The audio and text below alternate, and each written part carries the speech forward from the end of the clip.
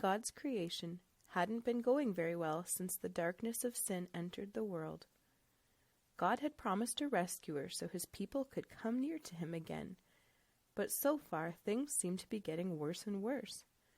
People had gotten so bad and wicked that God had to let the flood come and destroy everything but Noah's family. Later, some of Noah's great-grandchildren got the idea that they could build a temple up to heaven to be as great and high as God. So God had to change their languages, and he scattered those people all over the earth. For many years, people of the world continued to be cruel to each other. People got sick and people died. The world was not the way God wanted it to be. But God's plan to send a rescuer to defeat the darkness was still in action. This is part of that plan. This is the story of Abram, a man who was living in the town of Haran with his family. Now, Abram wasn't supposed to be living in Haran. You see, Abram's father Terah had been taking his family on a journey from Babylon to Canaan. But they stopped in Haran and made it their home. One day God spoke to Abram.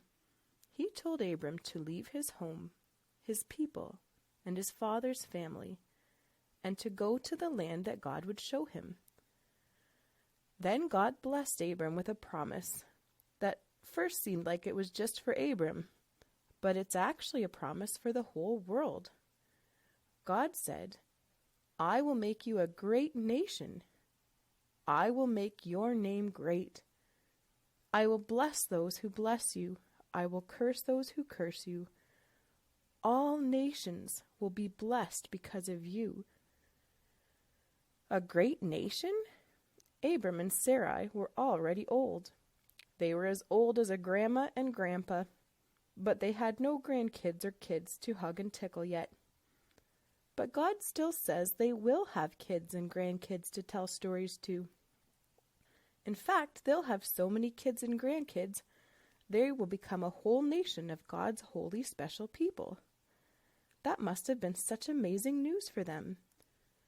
But even more amazing is that God says one of the children from this nation of God's holy special people was going to be the rescuer that defeats the darkness and brings all people from all nations back to God.